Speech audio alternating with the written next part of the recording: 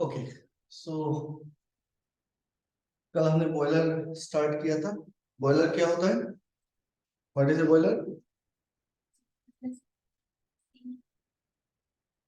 बस Any interest received, any interest received exceeding the volume of 22.7 liter that generates steam under pressure. So boiler का definition में हमको capacity mention करना बहुत जरूरी है। 22.7 लीटर से छोटा होगा, स्टीम जनरेट कर रहा है, उसको हम बॉयलर नहीं बोलते, है ना। वो स्टीम जनरेटर है, चलो ठीक है, जैसे हमारे घर का प्रेशर कुकर हो गया। लेकिन बॉयलर अगर बोलते हैं तो उसका कैपेसिटी 22.75 लीटर से कोई भी वेसल अगर प्रेशराइज्ड स्टीम बना रहा तो वो एक बॉयलर है।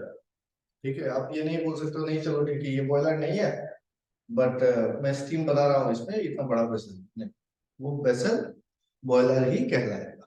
ठीक है, तो बॉयलर का डेफिनेशन का ये as per IBR 1915 rules. IBR मतलब इंडियन बॉयलर रेगुलेशन। ठीक है, आईबीआर के ऊपर ऑलरेडी वीडियो दिया हुआ है, देख लो। सो आईबीआर रेगुलेशन है जो डिफाइन करता है कि बॉयलर में क्या क्या चीजें रहनी चाहिए, किस तरीके से रहना चाहिए, क्या स्पेसिफिकेशन होगा उसका। आप कोई भी मटेरियल यूज नहीं कर सकते हो।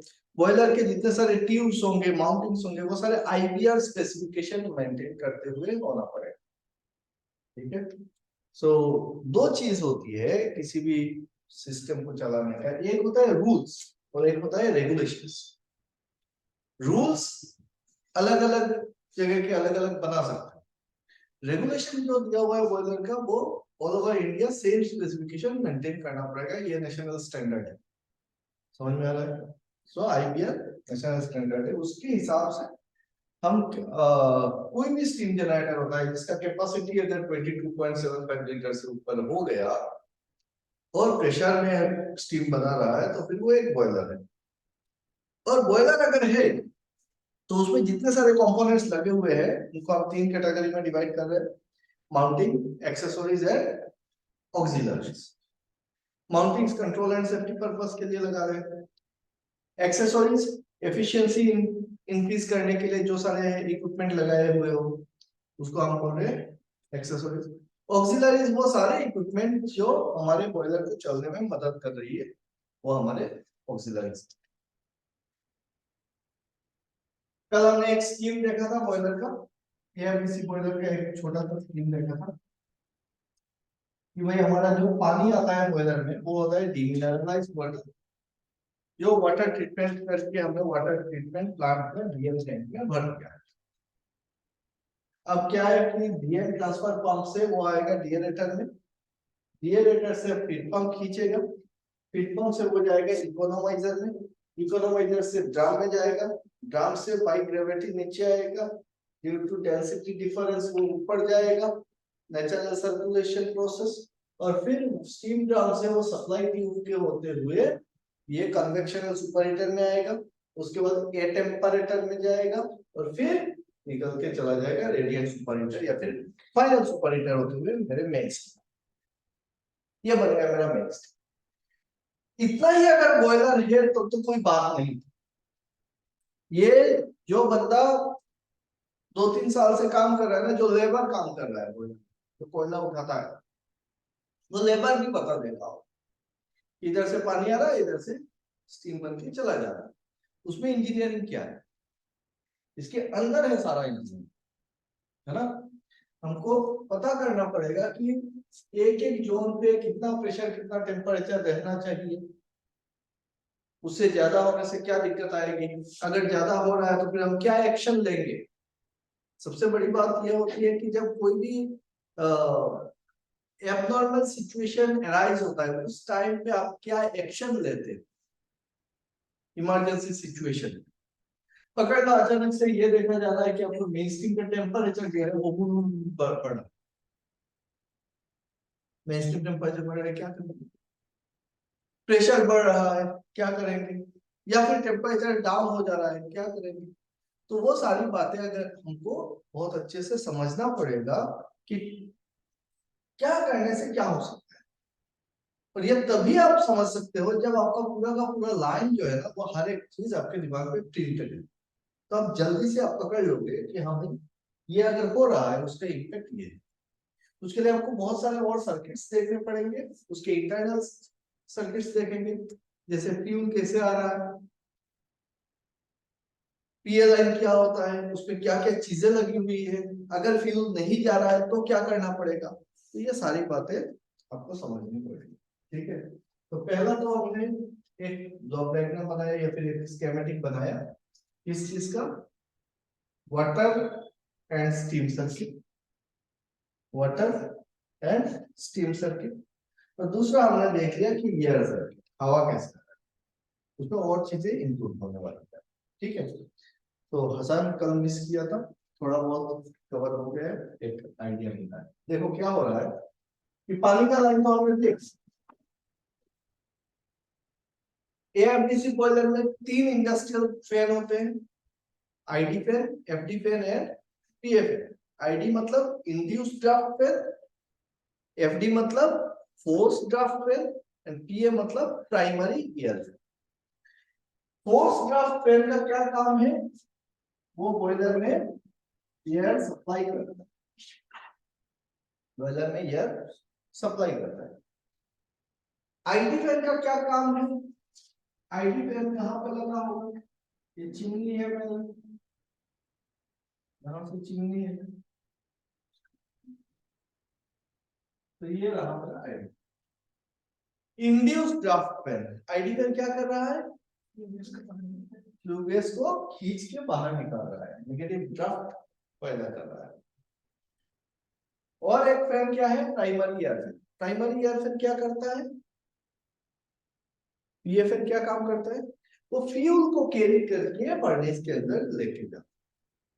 तो प्राइमरी एयर फैन कहां पे लगेगा, तो यहाँ पे आप प्राइमरी एयर फैन लगाओगे,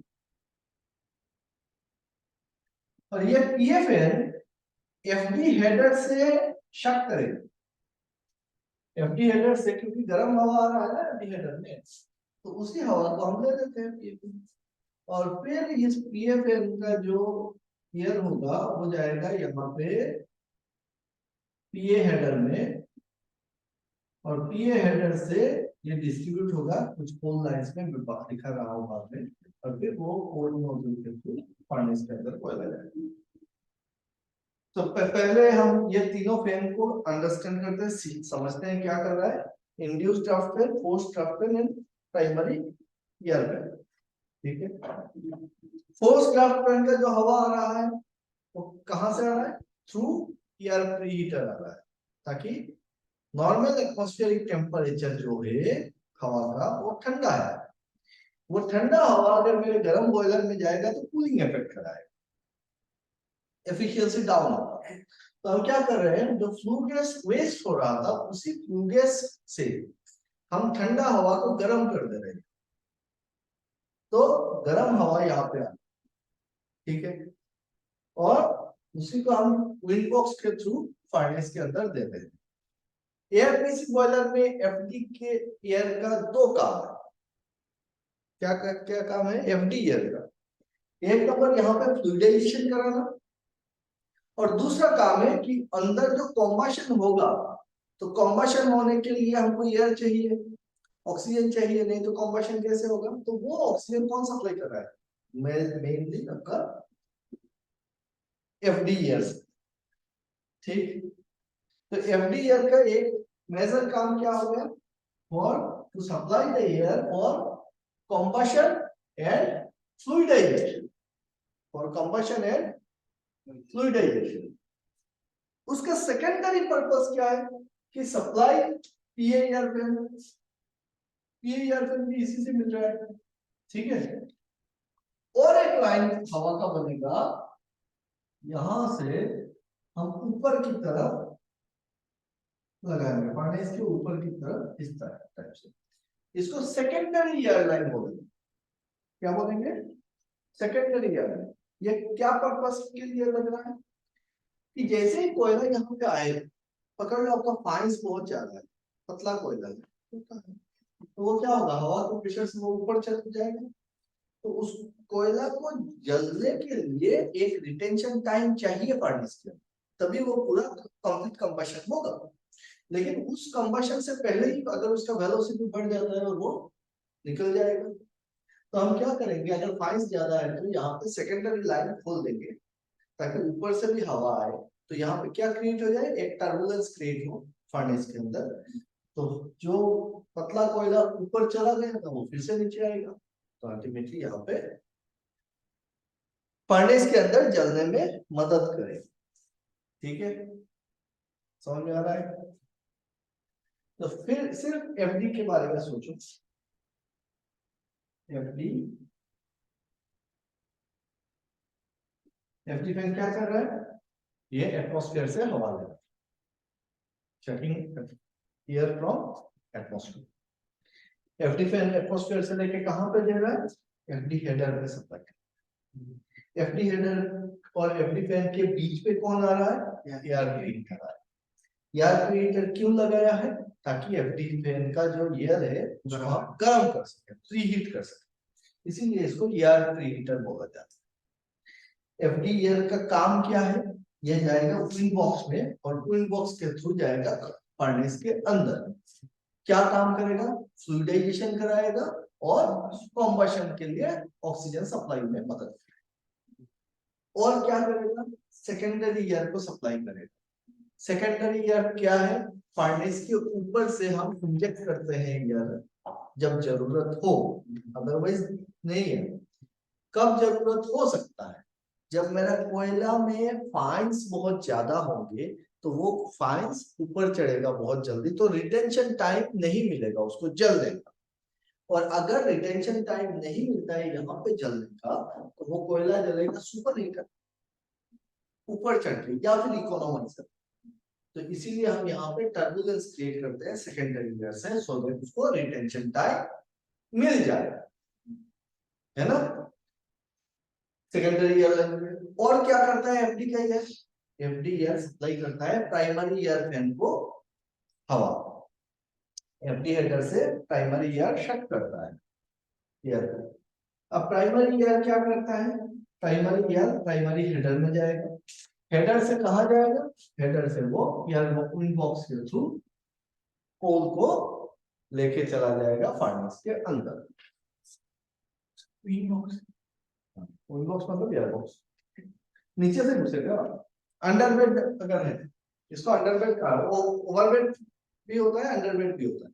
एफडी हेडर से भी आएगा तो विंग बॉक्स में नहीं, ये का जो एयर आएगा उसका लाइन को हम दिखाएंगे। पकड़ लो यहाँ पर मिलता है, हाँ ये मेरा विंग बॉक्स, ठीक है, ये एक कंपार्टमेंट। तो पीए का जो लाइन आएगा वो ऐसे आएगा और वो सीधा ऊपर जाता है। यहाँ पे आपका कोल नोजल, ये होगा आपका कोल नोजल।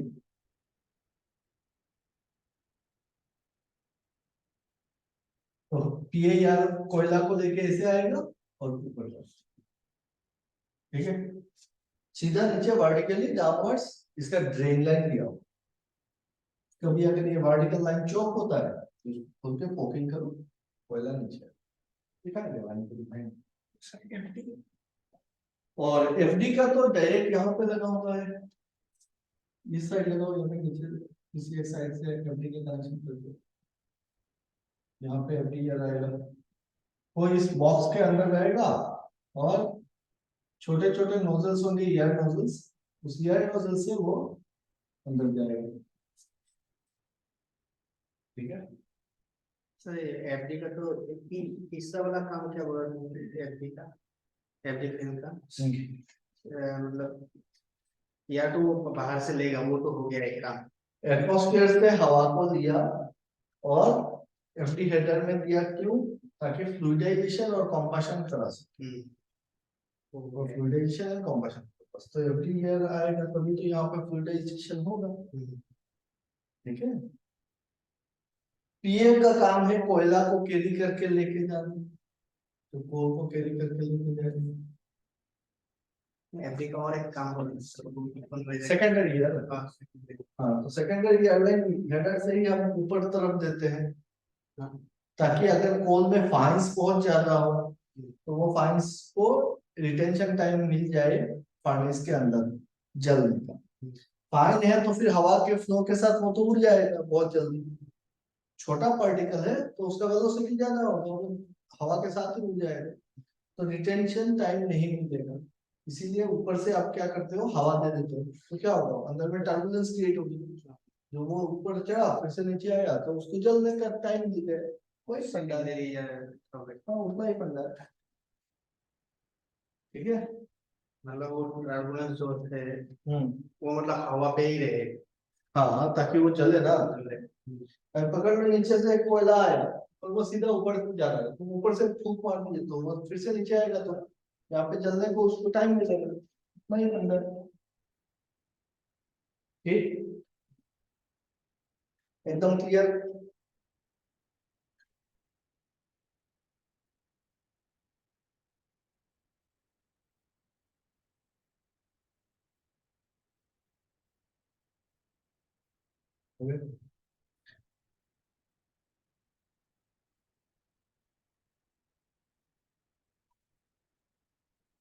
यहाँ पे जब हवा आएगी और इसके साथ कोयला आएगा और यहाँ पे कंबशन, ठीक है, कंबशन जब कोयला जलेगा तो क्या प्रोड्यूस होगा, कोयला जलने के बाद क्या क्या चीजें मिलेगा, कार्बन डाइऑक्साइड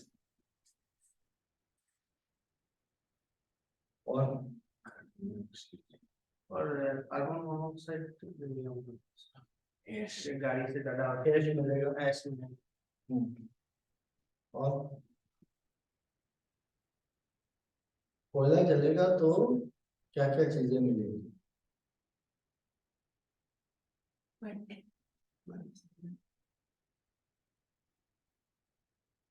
कोयला का कॉन्स्टिट्यूएंट्स क्या क्या है, what are the coal constituents,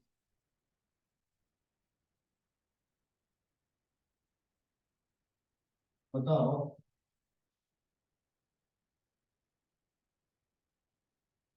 coal constituents क्या क्या है,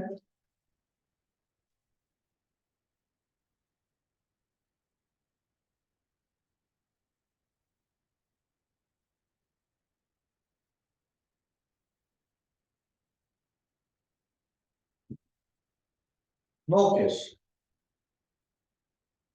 nitrogen, oxygen, carbon, ash, sulphur, hydrogen और मॉइस्चर, ये सारी चीजें मिलके बनता है कोल।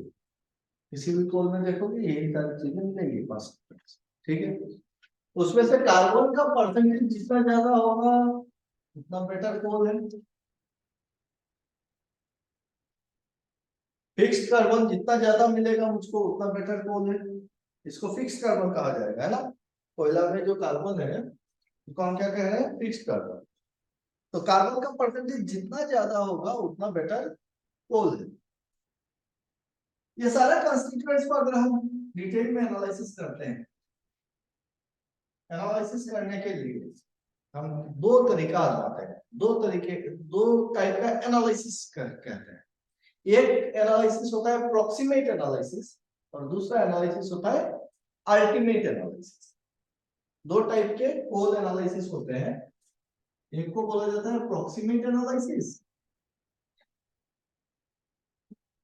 और दूसरा है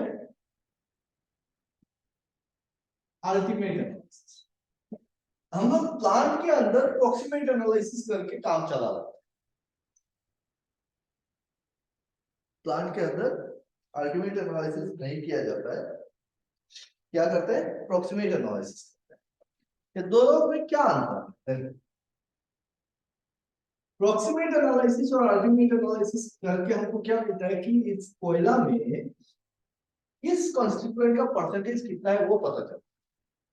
ठीक, तो नाइट्रोजन का परसेंटेज कितना है, ऑक्सीजन का परसेंटेज कितना है, कार्बन कितना है, उसमें एश कितना है, सल्फर कितना है, हाइड्रोजन कितना है, मॉइस्चर कितना है, वो सारा डिटेल एनालिसिस कौन देगा, अल्टीमेट एनालिसिस। तो अल्टीमेट एनालिसिस में क्या क्या चीजें मिलता है, परसेंटेज ऑफ कार्बन मिलेगा, परसेंटेज ऑफ नाइट्रोजन मिलेगा, परसेंटेज ऑफ ऑक्सीजन मिलेगा। हर एक इंडिविजुअल कॉन्स्टिट्यूएंट का परसेंटेज मुझको दिखाएगा कौन, अल्टीमेट।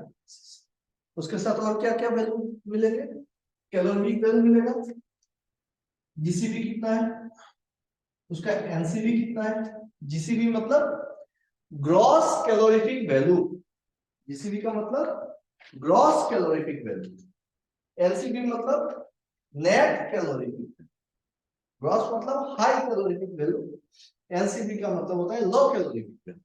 मतलब उस कोयला में कितना कैलोरीफिक, कितना हीट कंटेंट है, वो आपको पता चलता है कैलोरीफिक वैल्यू मेजर करने से। समझ में आ रहा है? तो देखो ये हो गया मेरा अल्टीमेट एनालिसिस, एश का परसेंटेज सल्फर हर एक। अब प्रोक्सीमेट एनालिसिस में क्या होगा कि नाइट्रोजन, ऑक्सीजन, सल्फर, हाइड्रोजन ये सब अलग से मुझको नहीं मिले, इन सबको मिला के हम बोल देंगे वीएम, मतलब वोलेटाइल मेटल। ये सारे कॉन्स्टिट्यूएंट्स को मिला के हम क्या बोल दे रहे हैं, वोलेटाइल मेटल। तो हम प्रोक्सीमेट एनालिसिस से फिक्स्ड कार्बन कितना है उसको पता करेंगे और टोटल वोलेटाइल मैटर कितना है उसको पता करेंगे। एश का परसेंटेज मिल जाएगा, मॉइस्चर का परसेंटेज मिल जाएगा प्रोक्सीमेट एनालिसिस में। तो दोनों एनालिसिस का अंतर समझ में आया कि अल्टीमेट एनालिसिस करने से क्या मिलता है कि हर एक इंडिविजुअल कॉन्स्टिट्यूएंट्स का परसेंटेज कितना है वो मिलता है। प्रोक्सीमेट एनालिसिस में मोटा मोटा तरीके से हम चीजों को निकाल देते हैं, उसमें से फिक्स्ड कार्बन कितना है वो पता चल जाएगा और वीएम कितना है, वोलेटाइल मैटर कितना है, तो सारा चीज मिला के हम बोल देते हैं वोलेटाइल मैटर। अब एक कोयला, अच्छा कोयला क्या है जिसमें परसेंटेज ऑफ कार्बन बहुत ज्यादा है, हाई परसेंटेज ऑफ कार्बन मतलब हाई हीट कंटेंट है ना। जितना ज्यादा आपको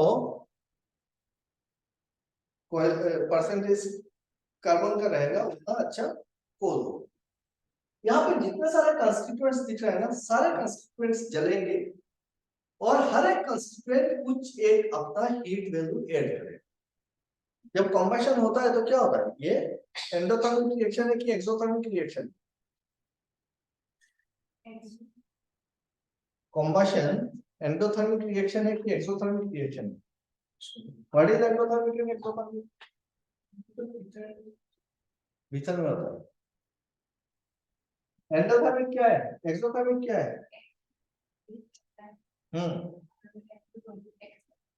वो रिएक्शन जो हीट को लेता है उसको कहते हैं एंडोथर्मिक, वो रिएक्शन जो हीट इवॉल्व करता है उसको कहते हैं एक्सोथर्मिक। तो कॉम्बशन में क्या होता है, हीट रिलीज होता है, हीट रिलीज होता है मतलब एक्सोथर्मिक रिएक्शन, ठीक है। तो यहाँ पे जितने कंस्टिट्यूएंट्स है वो सब जलेंगे सिवाय एश।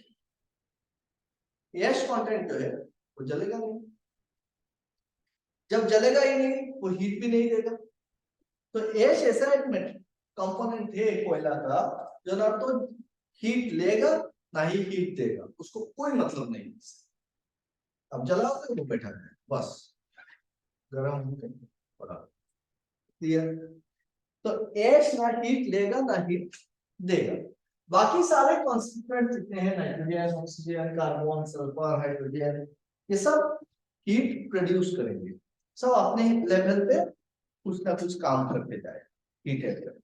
सबसे ज्यादा हीट कहाँ से मिलेगा, कार्बन के जरिए। तो कार्बन का परसेंटेज जितना ज्यादा होगा इससे कैलोरीफिक वैल्यू उतना ही आएगा। इन सब में से खराब सबसे ज्यादा बदमाश कौन है?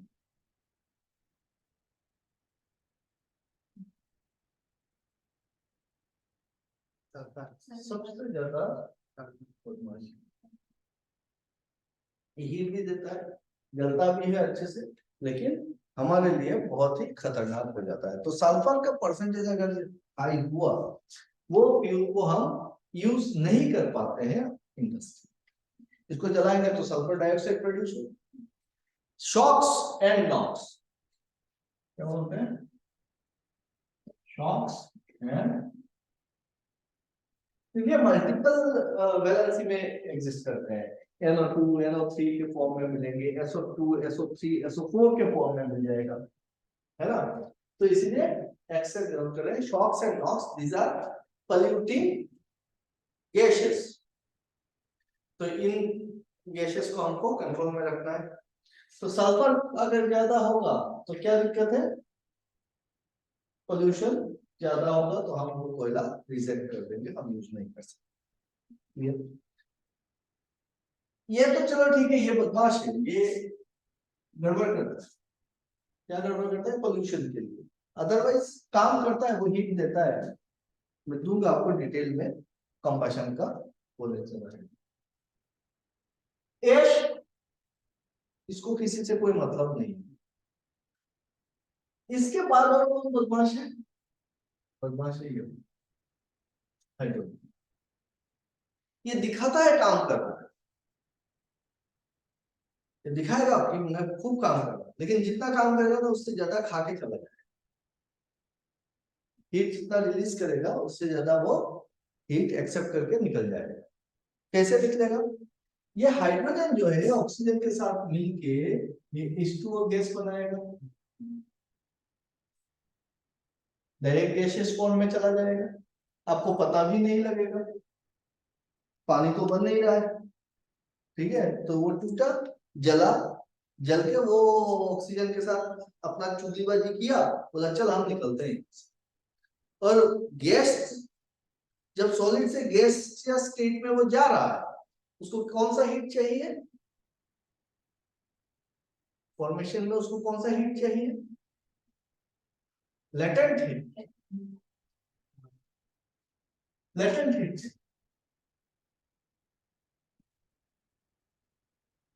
लेटेंट हीट क्या होता है, सॉलिड स्टेट से मिनिमम हीट, जो हीट से मतलब हाई होता है, जो हीट से मतलब गैसेस चेंजिंग स्टेट में जो हीट का मिनिमम हीट से हीटेड हीट होता है, हिडन हीट क्या है, heat required to change the state or phase of the material। वो इंटरनल एनर्जी को बढ़ाता है, किसको बढ़ाता है, इंटरनल एनर्जी को बढ़ाता है, लेकिन बाहर से वो दिखेगा नहीं।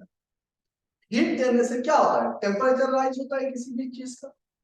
जब हम हीट सप्लाई करेंगे तो क्या होगा, टेम्परेचर बढ़ेगा, तो वो दिखेगा क्या भाई हीट दिए है, तो इतना हीट दिए है, इतना टेम्परेचर बढ़ा है। लेटेंट हीट वो हीट है कि वो हीट खाएगा, टेम्परेचर राइज नहीं हो रहा है। तो कर क्या रहा है, हीट लेके कर क्या रहा है, कुछ ना कुछ तो काम में लगाएगा। तो वो इंटरमोलिकुलर जो बॉन्डिंग है उसको लूज करेगा, क्योंकि मॉलिक्यूल्स को एनर्जी मिलेगा उससे। तो मॉलिक्यूलर बॉन्डिंग वीक होगा और फिर वो पहले लिक्विड फिर गैसियस।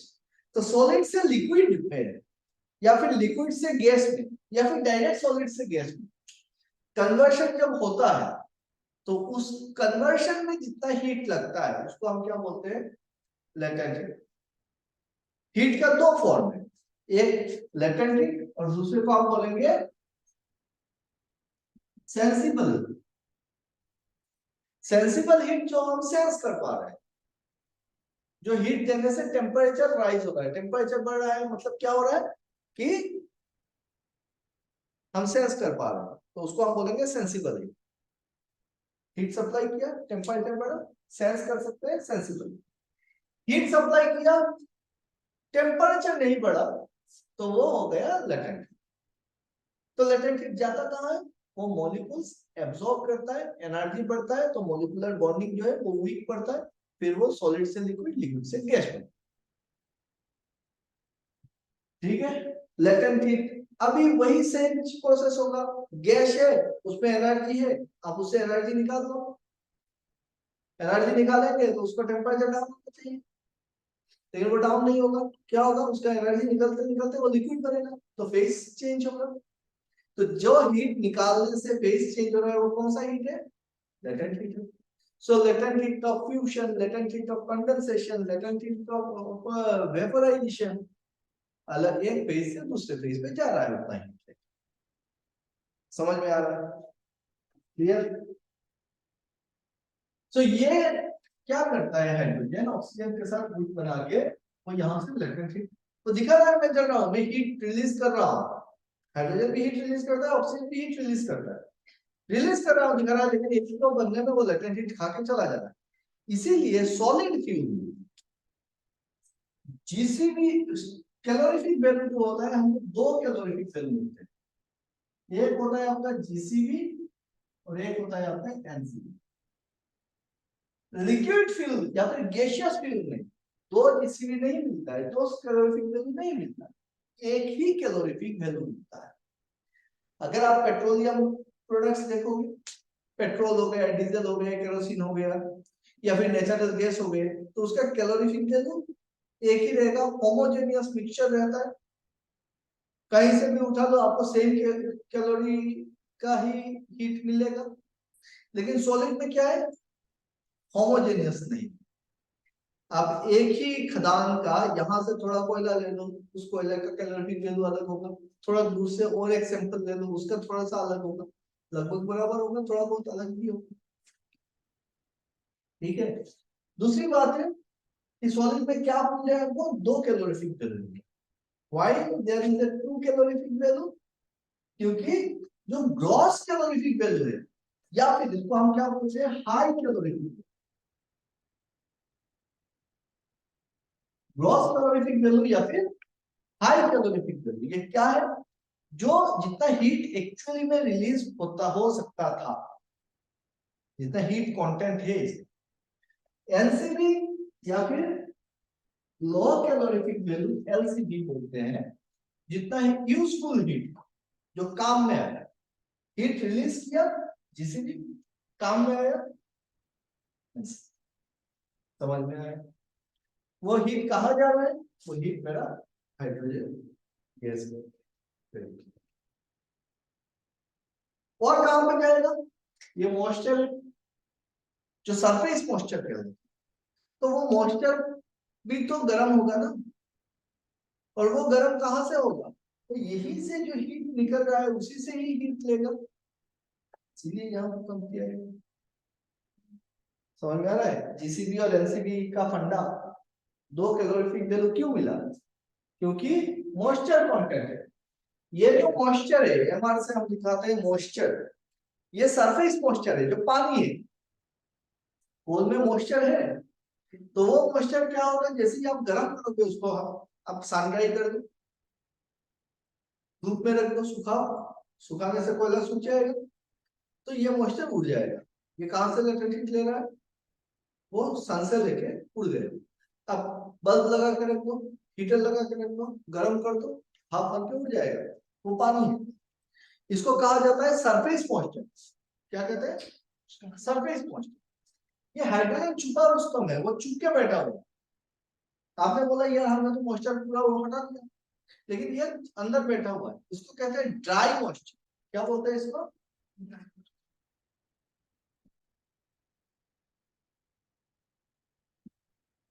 इसे कहते हैं ड्राई मॉइस्चर।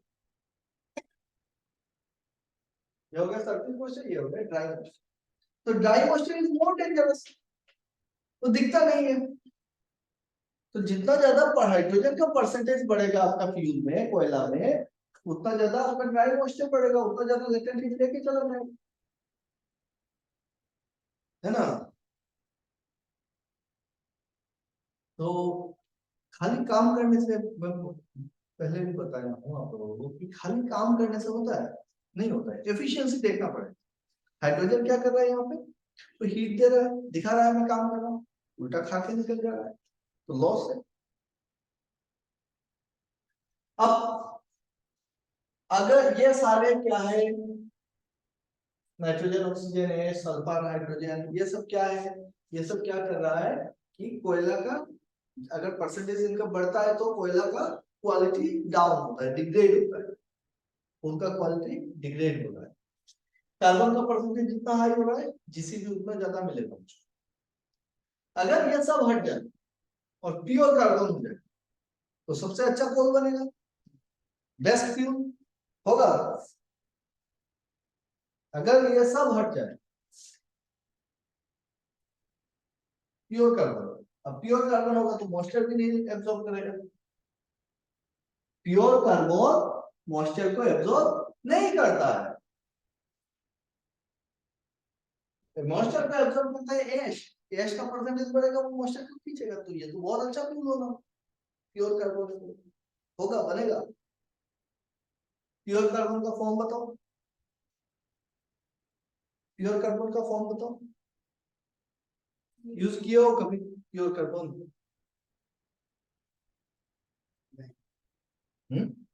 क्या बोलो बोलो, कहाँ पे यूज किया है? सो बचपन में सबसे पहले हमने प्योर कार्बन ही यूज किया है। पेंसिल का लीड ग्रेफाइट से बनता है, ग्रेफाइट जलेगा नहीं जलता है, उसके हिसाब से तो वो पूरा पूरा पूरा एकदम हाई कैलोरीफिक वैल्यू देना चाहिए था, बेस्ट फ्यूल होना चाहिए था। प्योर कार्बन नहीं जलता है, ऑक्सीजन के साथ रिएक्ट ही नहीं कर पाता, तो इसको कार्बन को जलने के लिए ये वोलेटाइल मैटर चाहिए, समझ में आया? वोलेटाइल मैटर जरूरी है, अगर सबसे पहले वोलेटाइल मैटर जलेगा फिर कार्बन टूटेगा, उसमें क्रैक आएंगे, उसके बाद कार्बन जलेगा उतना ही। तो प्योर कार्बन ग्रेफाइट या फिर डायमंड की शेप में मिलते हैं। जो प्योर कार्बन होता है ग्रेफाइट या फिर डायमंड, उसको क्या कहा जाता है, एक टेक्निकल टर्म बताओ। दो सेम मॉलिक्यूलर ये है लेकिन फेज फिजिकली अलग अलग है, उस प्रॉपर्टी को क्या कहा जाता है? एलोट्रोप्स, एलोट्रोप्स ऑफ कार्बन पढ़ा था हमने, एलोट्रोप्स कहते हैं, एलोट्रोप्स। ग्रेफाइट प्योर कार्बन है, अलग है, एलोट्रोप मतलब फिजिकल सेम कंपोनेंट है लेकिन उसका स्ट्रक्चर डिफरेंट होने की वजह से प्रॉपर्टी डिफरेंट। डायमंड भी प्योर कार्बन है और ग्रेफाइट भी प्योर कार्बन, उसमें ना तो प्रोटॉन अलग हो रहा है, न्यूट्रॉन अलग हो रहा है, सेम हो रहा है कार्बन में, सिर्फ क्या हो रहा है फिजिकल स्ट्रक्चर अलग है, उसका बॉन्डिंग जो है। डायमंड क्या शेप में रहता है?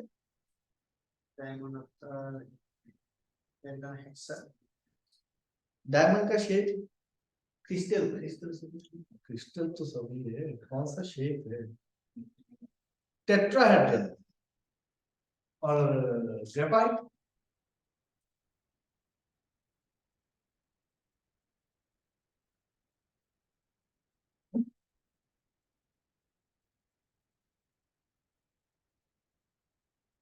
ग्रेफाइट हेक्सागोन रहता है, इसलिए ग्रेफाइट को स्लिपरी होता है, क्यों? क्रिस्टल फॉर्म में होता है लेकिन हेक्सागोनल शेप में है, तो इस तरीके से वो मॉलिक्यूलर अरेंजमेंट कार्बन कार्बन है, चार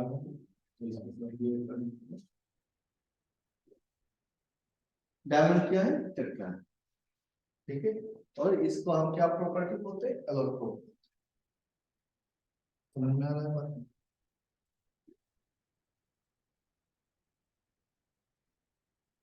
तो देखो हमने फिर से बहुत सारा चीजें ऐसे ऐसे ऐसे ऐसे दिखा दिया, अब उसको समराइज करते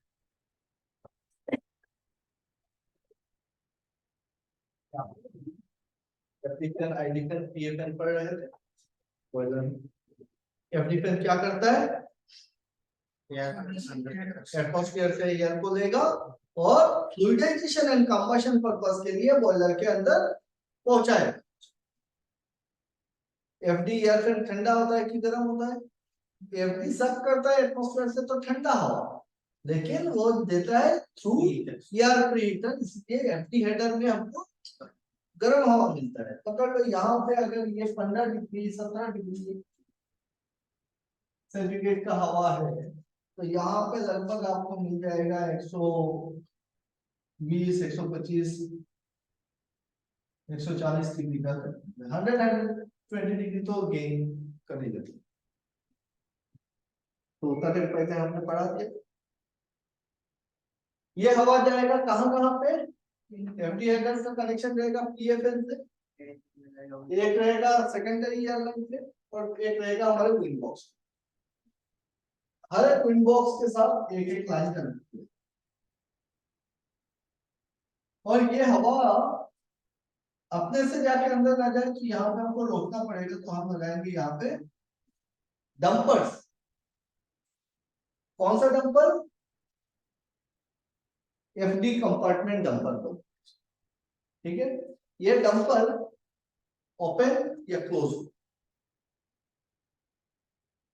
ओपन क्लोज, ओपन क्लोज, ठीक है। तो ओपन होगा तो इसी में हवा जाएगा, बाकी सारे बंद है तो फ्लूइडाइजेशन इस कॉर्नर पे होगा, पूरे बेड पे नहीं होगा। बहुत जरूरी है, अलग अलग कंपार्टमेंट का हवा का लाइन अलग अलग है, हमने डंपर लगा। समझ में आ रहा है? कंबशन होगा तो अंदर में क्या है, कोयला आएगा। ये कोल आएगा कहां से, ये पीएफएन है, ये लाइन से अंदर आएगा कोल मॉड्यूल से। और कोयला जब यहाँ पे आके जलेगा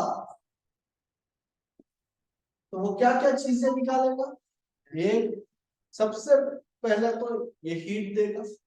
क्या क्या चीज निकलेगा कोयला से, सबसे पहले हीट देगा, एक्सोथर्मिक रिएक्शन जो हमको चाहिए।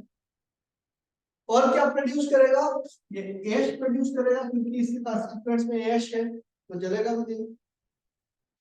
और क्या करेगा, ये शॉक्स एंड नॉक्स प्रोड्यूस करेगा जो पॉल्यूटिंग एजेंट है। तो इनका परसेंटेज को मिनिमम, जितना मिनिमम होगा उतना बेटर है, या फिर आपको कुछ दूसरा तरीका निकालना पड़ेगा इसको रोकने के लिए,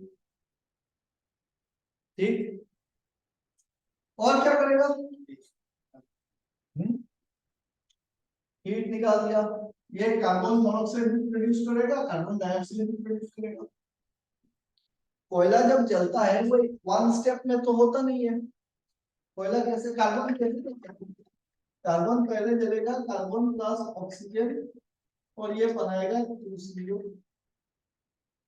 और फिर ये कार्बन मोनोऑक्साइड जो है वो फिर से ऑक्सीजन के साथ मिलेगा और बनाएगा CO2।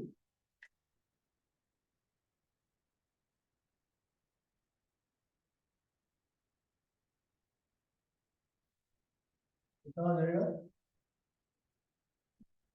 दो दो जने से हो गए, यहाँ पे दो और वहाँ पे दो। कैसे होगा, 2CO2 होगा, 2CO2 होने से हो जाएगा, बैलेंस हो जाएगा। 2CO2 बैलेंस हो गया। तो कार्बन जलेगा ऑक्सीजन के साथ रिएक्ट करके, carbon monoxide plus heat, carbon monoxide plus oxygen, carbon dioxide plus heat. समझ में आ रहा है? तो दो स्टेप में है। अगर कंप्लीट कंबशन नहीं हुआ तो कार्बन मोनोऑक्साइड बन के रह जाएगा, आधा हीट मिलेगा। एक बार जलेगा तो यहाँ पर 50% हीट रिलीज करता है, दूसरी बार जलेगा तब जाके 100% हीट रिलीज करता है, ठीक है। तो यहाँ पे आधा हीट भी मिला, हीट कौन भी कम मिला, और गैस जो फॉर्म हो गया, कार्बन मोनोऑक्साइड फॉर्म हुआ। कब होगा, जब इनकम्प्लीट कंबशन होगा, इसको कहते हैं इनकम्प्लीट कंबशन। तो हमको एंश्योर करना चाहिए बॉयलर में कंप्लीट कंबशन, और कंप्लीट कंबशन होने के लिए हमको चाहिए एक्सेस एयर। क्या चाहिए, एक्सेस एयर। सफिशिएंट एयर से काम नहीं चलेगा। पकड़ लो ये व्हाट इज दिस कॉन्सेप्ट, बहुत बार सुनते हैं इस एक्सेस एयर हम 4% ऑक्सीजन मेंटेन करते हैं बॉयलर के अंदर। तो what is this excess air, why it is required, ये इसलिए है, पकड़ आपने कैलकुलेट किया कि हमारा जो कोयला है उसमें इतना परसेंटेज का कार्बन है, इतना नाइट्रोजन है, सल्फर है, सारा कैलकुलेट कर लिया। हम ये कैलकुलेट कर सकते हैं कि एक मॉलिक्यूल कार्बन को जलने में कितना ऑक्सीजन लगेगा। तो बाई वेट और बाई वॉल्यूम इतना एयर जरूरी है। एटमॉस्फेयर में 21% का एयर है, ऑक्सीजन है एयर में, तो उस हिसाब से इतना गुना हवा चाहिए। पूरा कैलकुलेट कर लो तो वो क्या होगा, सफिशिएंट एयर होगा, उतना एयर से इतना जल जाना चाहिए। बट ये क्लोज वेसल नहीं, ये क्या है, ओपन वेसल। तो यहाँ पे ऐसा नहीं होगा कि पूरा सारा ऑक्सीजन मॉलिक्यूल अगर आप सफिशिएंट अमाउंट ऑफ एयर यहाँ पे सप्लाई करते हो तो ऐसा नहीं होगा कि हर एक ऑक्सीजन मॉलिक्यूल हर एक कार्बन मॉलिक्यूल के साथ मिक्स हो सके। If it was a closed vessel तो हम इंश्योर कर सकते थे थोड़ा देर चलाने से कंप्लीट कंबशन हो जाएगा, लेकिन यहाँ पे क्या होगा, इनकम्प्लीट कंबशन होकर निकल जाएगा। इसीलिए हमको क्या करना है कि एक्सेस एयर मेंटेन करना है, मतलब थोड़ा ज्यादा एयर हवा देते सो दैट मिक्सिंग बहुत अच्छे से हो, कंप्लीट कंबशन हो जाए। अब बात यह है कि एक्सेस एयर नहीं चाहिए तो फिर हवा बढ़ाओ, बहुत ज्यादा हवा बढ़ा दोगे तो क्या होगा, कूलिंग इफेक्ट आएगा, ठंडा ठंडा। अगर हवा ज्यादा करने से कंबशन अच्छा होता है तो हवा बढ़ाओ, हवा बढ़ा दिए बॉयलर ठंडा हो गया। घर में कभी पहले या फिर गांव में चूल्हा बनाते थे या फिर पिकनिक शिकनिक में जाते हो तो चूल्हा बनाते हैं लकड़ी के, फूंक मार के आग पकड़ के, थोड़ा थोड़ा आग जल रहा है, क्या करेंगे, हल्का हल्का हवा देंगे, थोड़ा जैसे आग पकड़ लिया थोड़ा ज्यादा हवा देंगे। ब्लो करने का उसको कोई सिखा के देता है किसी को कि कितना हवा देना है वहां पे, वो आग को देख के ही आप ब्लो करते हो ना, कि हवा एकदम टिम टिम टिम टिम में आप पूरा जोर से मारोगे बुझ जाएगा उसको। या फिर कभी अगर घिस के हवा कभी किया हो लकड़ी को घिस के कि लकड़ी से आग उठाने का, तो क्या करते हैं, थोड़ा थोड़ा अगर लग गया तो क्या करते हैं, ऑक्सीजन सप्लाई कर रहे हैं, जितना ऑक्सीजन उसको चाहिए उससे ज्यादा दे देंगे, ठंडा हो जाएगा। तो यहाँ पे भी खेला वही है, कोयला क्या है, चूल्हा ही है, फर्नेस क्या है, चूल्हा है ना, उसमें बहुत ज्यादा हवा दे दोगे ठंडा हो जाएगा, कम दोगे जलेगा नहीं प्रॉपरली, तो आपको सफिशिएंट हो नहीं, थोड़ा सा एक्सेस एयर मेंटेन करना है। और कितना एक्सेस एयर मेंटेन करना है, 20%, पकड़ लो 4%। हम लोग हवा को तो नहीं मेजर कर सकते हैं कितना जा रहा है, हम मेंटेन करते हैं 4% ऑक्सीजन। ऑक्सीजन लेवल अगर 4% है तो बेटर है। मैं दिखाऊंगा क्यों बोल रहा हूँ, कैसे बोल रहा हूँ, सिर्फ ये आइडिया है, ओवरऑल आइडिया बिल्डअप कर रहे हैं अभी कि होता क्या है, क्या क्या हो रहा है। बहुत सारी बातें मैं एक साथ कर रहा हूँ, करने का मकसद यही है कि एक क्लियर आइडिया बन जाए कि होता क्या है, क्या चल रहा है, क्या बात करने वाले हैं, ठीक है। तो 4% ऑक्सीजन रखोगे यार, सॉरी 4% ऑक्सीजन रखेंगे तो एक्सेस या 20% के करीब 5 गुना होगा, उतना याद रखना ताकि कंप्लीट कंबशन हो जाए। तो यहाँ पे हमने जब कोयला जलाएंगे तो इसमें ऐश मिलेगा और कुछ गैसेस मिलेंगे, ये सारे क्या है, गैस, हीट भी है, ऐश भी है और गैस भी, और ये सारे का सारा जो मिक्सचर है इसको हम बोलेंगे फ्लू गैस। क्या बोलेंगे,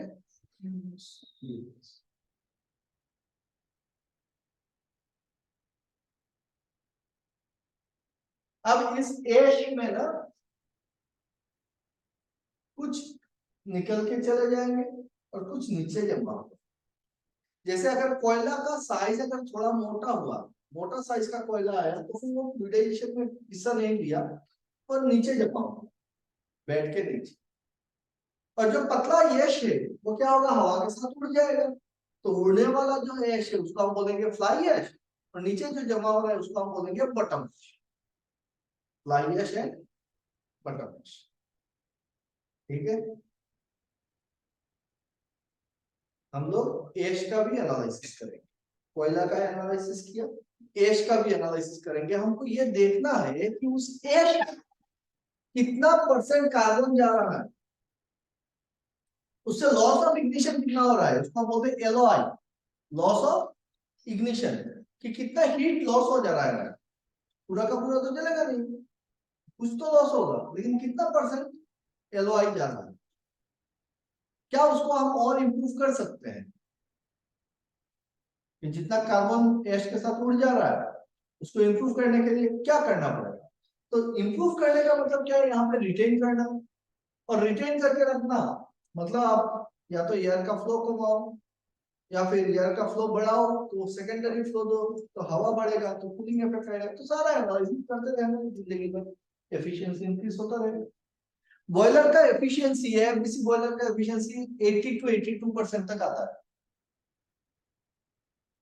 बॉयलर एफिशिएंसी 80 to 82% तक आपको एफिशिएंसी मिल जाता है अगर बहुत अच्छे से चलाते हो तो। क्लियर? कुछ कुछ समझ में आ रहा है? तो ये सब सारे इंफॉर्मेशन तो याद रखने हैं, समझना है, सुनने से मजा आता है, समझ जाते हो क्या ये है। एंड अगर थोड़ा सा बैठ के सोच लोगे तो याद रह जाएगा क्या क्या हो रहा। सो कोयला क्या है? What is coal? Okay.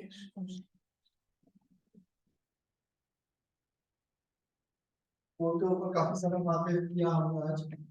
कोयला क्या है?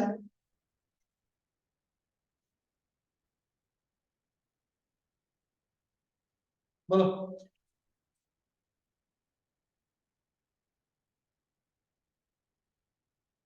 मंजिल, व्हाट इज कोल? यस ये कोल थोड़े ना होता है। कोल क्या है? मैं पूछ रहा हूँ कोल क्या है, तुम बोल रहे हो मुकेश। अगर कोई तुमको पूछे कि कोयला क्या है तो तुम बोलेगा ना मुकेश कोल है, तेरे पास नहीं है, मैं देता हूँ 100 रुपया। बोलो। Sorry. Fuel, solid fuel. Solid fuel, अच्छा। और कुछ और बेटर डेफिनेशन आसान? कोयला क्या है? क्लास 4 5 6 से शुरू हो जाता है। What is coal and what is. Nature. अच्छा, कोल और चारकोल। चारकोल सुना है? हाँ। तो कोल क्या है? Fossil fuel. What is coal?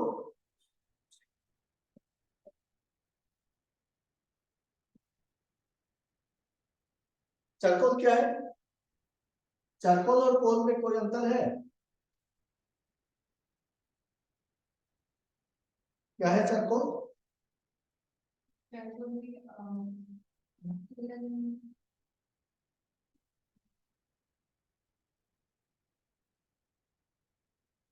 Use नहीं करते हैं चावल प्रोड्यूस करने के लिए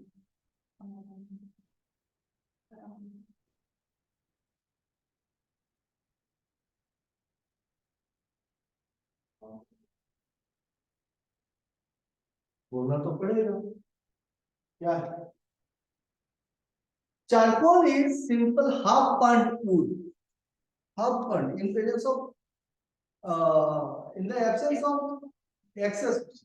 अब जलने के लिए ऑक्सीजन तो चाहिए, इनसफिशिएंट ऑक्सीजन है, पूरा का पूरा नहीं जला रहा है, सिर्फ क्या कर रहे हैं उसका मॉइस्चर वगैरह हट जा रहा है तो उसमें कैलोरी कंटेंट रह जा रहा है तो उसी हाफ बर्न्ड को हम बोल रहे हैं चारकोल। ठीक है? और कोल क्या है? ये काला मिट्टी है, काला सोना है, जमीन के नीचे से आता है ना। So coal is fossil fuel, charcoal is half burned wood, half burned wood। Clear?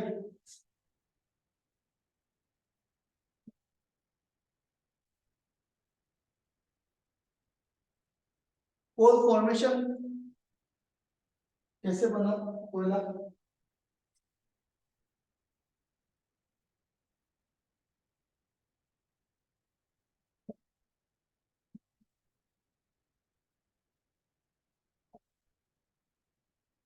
कैसे बना? प्लीज जब डेड एंड डिकेइंग हो जाते थे तो उसमें लेयरिंग आ जाता था अच्छा मिट्टी का तब वो नीचे से दब जाते थे The coal is from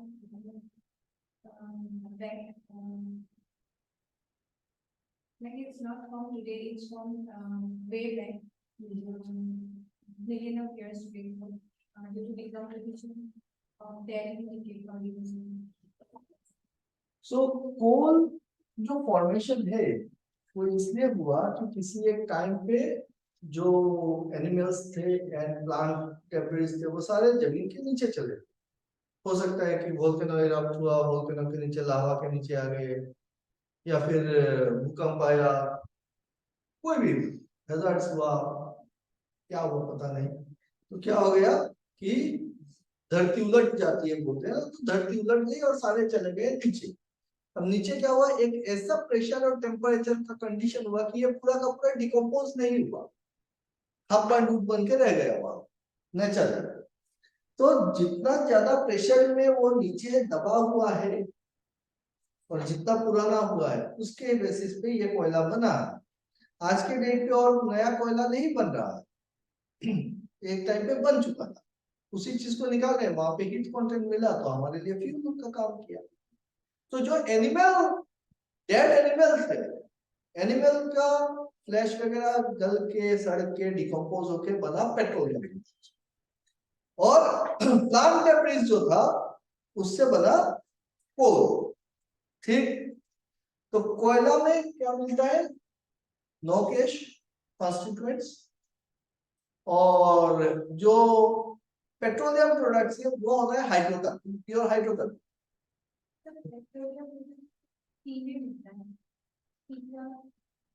not only कैसे सी में, जमीन के नीचे तो है।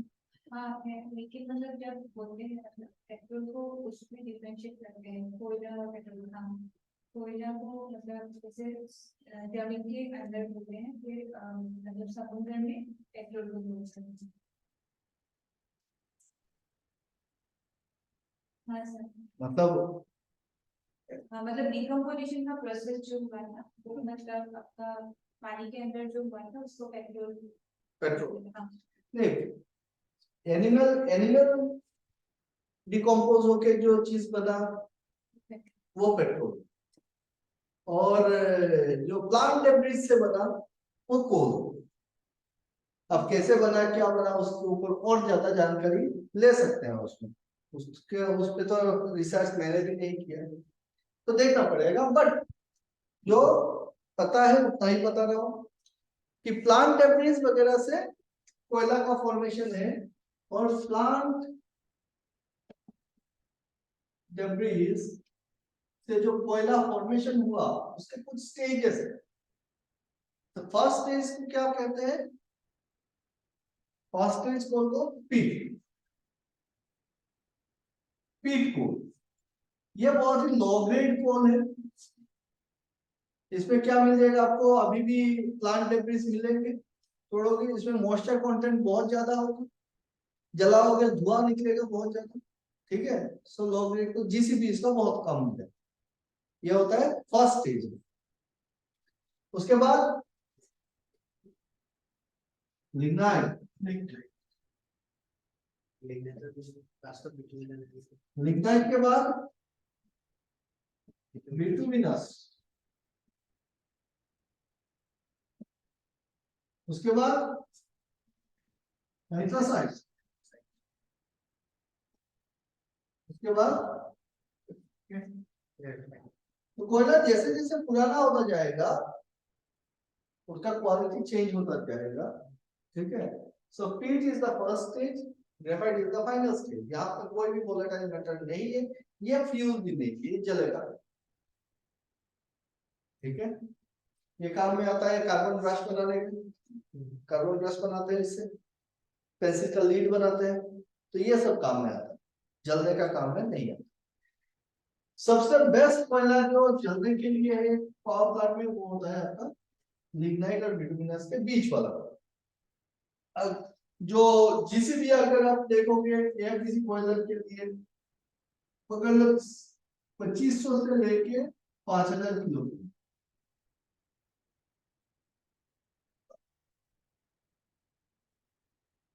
5000 के ऊपर भी नहीं जाएंगे, 5000 के नीचे, 2500 से ऊपर अगर कोयला है तो फिर बेटर है।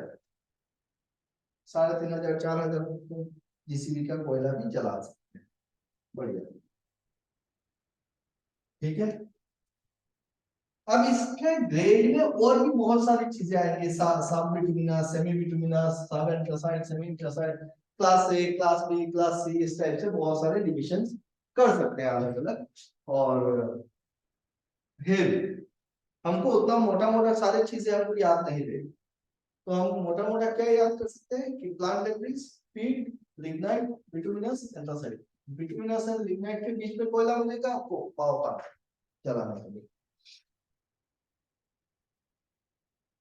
कोयला का एक बेहतरीन आइडिया मिला आज। कोयला क्या है? फॉसिल फ्यूल है। उसका फॉर्मेशन कैसे हुआ? प्लांट डेब्रिस से, वहां से पीट, पीट के बाद लिग्नाइट, लिग्नाइट के बाद बिटुमिनस, बिटुमिनस के बाद एंथ्रासाइड, एंथ्रासाइड के बाद ग्रेफाइट। किसी भी फ्यूल को जब हम जांच करते हैं कि ये एक अच्छा फ्यूल है कि खराब फ्यूल है, तो सबसे पहले देखा जाता है कि उसका कैलोरीफिक वैल्यू क्या है। फ्यूल का सबसे पहले क्या देखेंगे? कैलोरीफिक वैल्यू देखेंगे। कैलोरीफिक वैल्यू क्या है कि उस फ्यूल को जलाने से कितना हीट मिलता है, उसको हीट एनर्जी कितना रिलीज करता है। 1 केजी फ्यूल जलाया कितना हीट मिला, 1 टन फ्यूल जलाया कितना हीट मिला, 1 ग्राम फ्यूल जलाया कितना हीट मिला। Everything is a it's calorific value. So calorific value का यूनिट क्या होगा? कैलोरीफिक वैल्यू का यूनिट क्या होगा? किलो कैलोरी पर केजी, या फिर किलो कैलोरी पर टन, किलो कैलोरी पर ग्राम। और क्या यूनिट हो सकता है? किलो जूल पर केजी, जूल पर KG, joule is heat content. समझ में आया? तो कैलोरी या फिर जूल पर केजी, पर टन, पर ग्राम, तो पर यूनिट वॉल्यूम और वेट कितना हीट मिल जाए, वॉल्यूम बोलो, कितना हीट मिल जाए, वो होता है कैलोरीफिक वैल्यू। कैलोरीफिक वैल्यू कोयला का 2 कैलोरीफिक वैल्यू दिखता है, ग्रॉस कैलोरीफिक वैल्यू है, नेट कैलोरीफिक वैल्यू, हाई या फिर लो कैलोरीफिक। ऐसा क्यों होता है? Due to the presence of moisture, dry moisture, due to the presence of moisture content calorific value 2 मिलते हैं। हाइड्रोकार्बन्स में, हाइड्रोकार्बन मतलब क्या? Petroleum products, kerosene, diesel, petrol, gasoline, ये सब में एक ही कैलोरीफिक वैल्यू होता है, बिकॉज होमोजेनियस मिक्सचर होता है, सिर्फ हाइड्रोजन एंड कार्बन प्रेजेंस होता है। नेचुरल गैस, नेचुरल गैस क्या है? कौन सा गैस होता है नेचुरल गैस में? Natural gas methane. बहुत आसान। मीथेन गोबर गैस, नेचुरल गैस नहीं। हाँ, मीथेन ही होता है। तो नेचुरल गैस मीथेन। गोबर गैस में क्या होता है? मीथेन ही होता है। तो मीथेन CH4। सो यहाँ पे क्या मिलता है आपको? सिर्फ हाइड्रोजन और कार्बन मिलता है, तो ये प्योर हाइड्रोकार्बन है। LPG प्योर हाइड्रोकार्बन है, ठीक है। तो इसीलिए लिक्विड फॉर्म में सिर्फ एक ही कैलोरीफिक वैल्यू है, सॉलिड फ्यूल में 2 कैलोरीफिक वैल्यू है। कोयला का एनालिसिस कैसे करेंगे? प्रोक्सीमेट एनालिसिस करेंगे या फिर अल्टीमेट एनालिसिस करेंगे।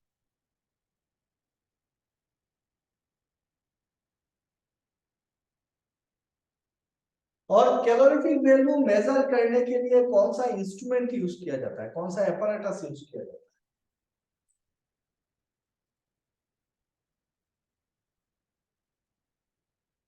इंस्ट्रूमेंटेशन, मॉइस्चर यूज करेंगे कैलोरीफिक वैल्यू मेजर। हाँ, एपरेटस का नाम बताओ। कैलोरीफिक वैल्यू मेजर करने का कौन सा एपरेटस यूज करते हैं? बॉम्ब कैलोरीमीटर,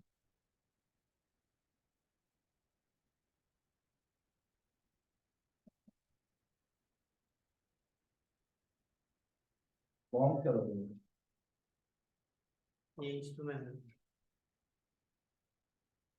बॉम्ब कैलोरीमीटर एक apparatus है, उसमें आप कोल का सैंपल लोगे, 1 ग्राम का सैंपल बना के उसको इसके अंदर जलाएंगे, क्लोज वेसल होगा, तो ऑक्सीजन के प्रेजेंस में आपको बर्न करना है। तो क्या देखेंगे कि उसमें पानी रहेगा, तो पानी का टेम्परेचर पहले ये कर लो, टेम्परेचर देखो उसका कि कितना टेम्परेचर है, उसके बाद कंप्लीट कंबशन कराओ, फिर से देखो टेम्परेचर कितना है, उससे क्या पता चल जाएगा कि जलने से कितना टेम्परेचर रेज हुआ। तो जितना टेम्परेचर रेज हुआ उसको आप हीट में कैलकुलेशन कर सकते हैं कि इतना हीट कंटेंट है इसमें, ठीक है, तो कैलकुलेट करके निकाल सकते हैं बॉम्ब कैलोरीमीटर से। तो बॉम्ब कैलोरीमीटर से हमको जीसीबी मिलेगा, ग्रॉस कैलोरीफिक बिल मिल जाएगा।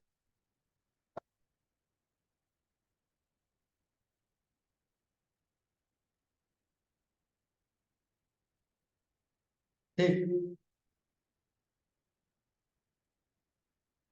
अगर मॉइस्चर निकालना है कोयले का, कैसे निकाल सकते हैं कि कितना परसेंटेज मॉइस्चर है,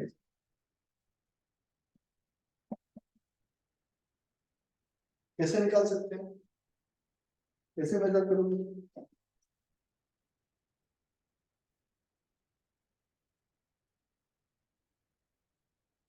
मॉइस्चर परसेंटेज कैसे निकाल सकते हैं? तो सिंपल सी बात है, आप सैंपल बनाओ, एक सैंपल बना लो, और सैंपल को क्या करेंगे, पहले वेट कर लो वजन कितना है, उसके बाद उसको गर्म करो थोड़ा देर, 100 डिग्री सेंटीग्रेड के करीब में, जलाना नहीं है, सिर्फ गर्म करना है। कुछ देर गर्म करने से क्या हो जाएगा, मॉइस्चर सारे उड़ जाएंगे, ड्राई हो जाएगा, फिर उसको वेट कर लो, तो जितना वेट लॉस हुआ उतना तो मॉइस्चर था, उड़ गया है पूरा, है कि नहीं प्रोसेस। तो मॉइस्चर निकाल सकते हैं आप, कैलोरीफिक वैल्यू निकाल सकते हो बॉम्ब कैलोरीमीटर से, और अल्टीमेट एनालिसिस करके सारा कॉन्स्टिट्यूएंट्स निकाल सकते हो, है ना। बोलो कुछ बोलना है तो बोलो,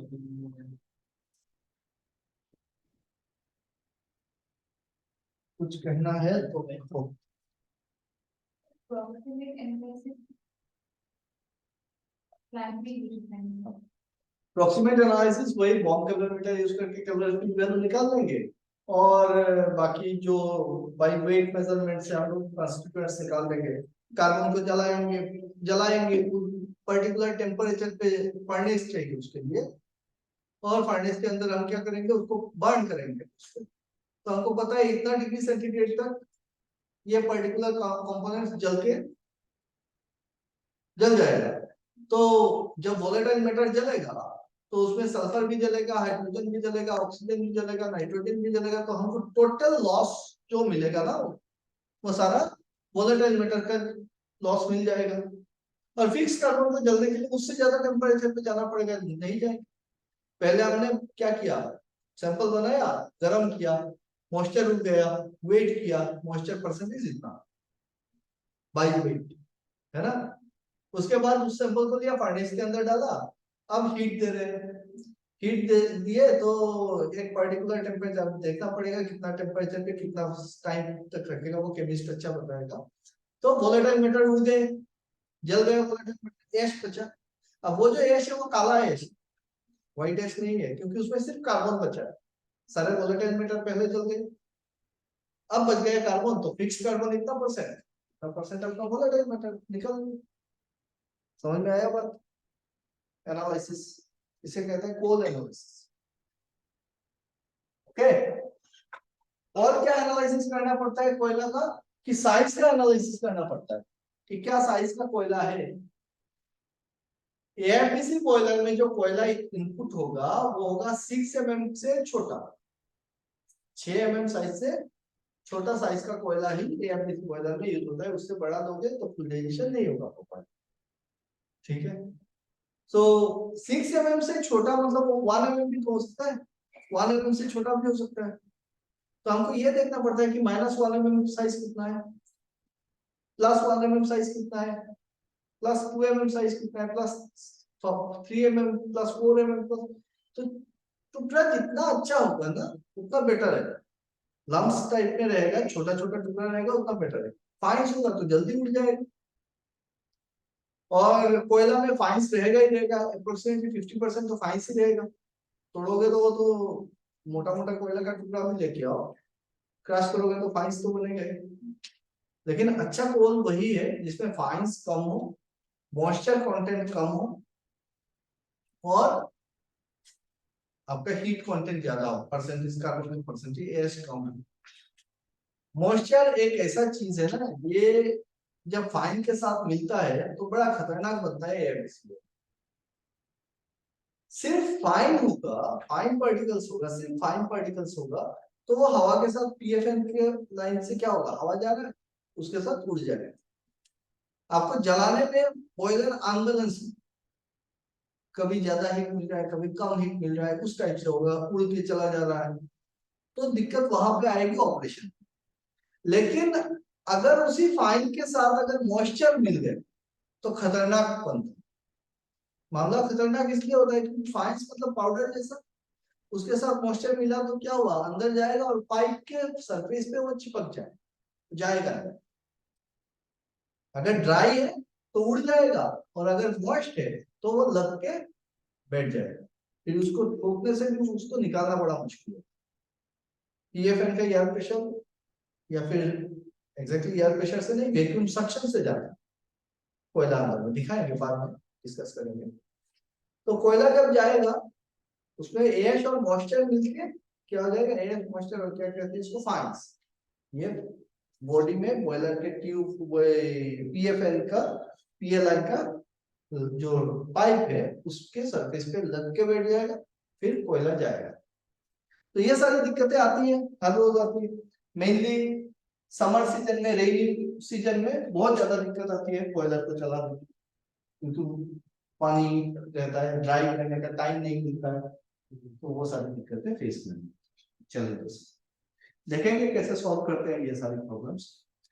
बट मोटा मोटी एक आइडिया तो बन गया है भाई बॉयलर का, एफडीसी बॉयलर का, है ना। कोई पूछेगा तो बहुत बढ़िया से समझा सकते हो। अब बोलेगा कोई कि तुम लोग पावर प्लांट से नहीं हो, बोलो क्या नीतीश, अगर किसी पावर प्लांट इंजीनियर के साथ बैठ गए और जाकर उसको क्या क्या कोयला है तो बताइए तो उसकी किसी भी कितना रखते हैं, अच्छा इतना है, बहुत बढ़िया। ये परसेंटेज कितना है, इसका मॉइस्चर परसेंटेज कितना है, तो वो बोल रहे हैं ये कहाँ से होता है। एक एक्सपीरियंस इंजीनियर ही बात करेगा उससे, है ना। हम लोग किसी प्लांट का ऑपरेटर, दो ऑपरेटर अगर मिलते हैं, अच्छा तो आपके वहां पे कौन सा कोयला यूज होता था, इंडियन की इंडोनेशियन, कितना परसेंटेज रहता है, एश का परसेंटेज क्या रहता था, जीसीबी क्या रहता था, कैसे चलाते थे, क्या क्या दिक्कतें आती थी, यही सारी डिस्कशन होती है टेक्निकल डिस्कशन में ऑपरेशन रिलेटेड। अब आप लोग भी कर सकते हो जाके, करो। कोई भी ऑपरेटर है उससे पूछो भाई कौन सा कोयला चलाता है, कितना साइज रखता है उसमें, है कि नहीं। और थोड़ा टाइम लगेगा सबको डाइजेस्ट करना है। आज का आप लोगों का काम है कि कोयला पे पूरा का पूरा छान मारो कि कोयला का कितना इंफॉर्मेशन ले सकते हो, ले लो। कोयला थोड़ा बहुत समझ में आया, बाकी आपके पास गूगल बाबा है, गूगल करो, किताब खोलो, पढ़ो। जब तक खुद से नहीं पढ़ोगे तब से बनेगा नहीं, ठीक।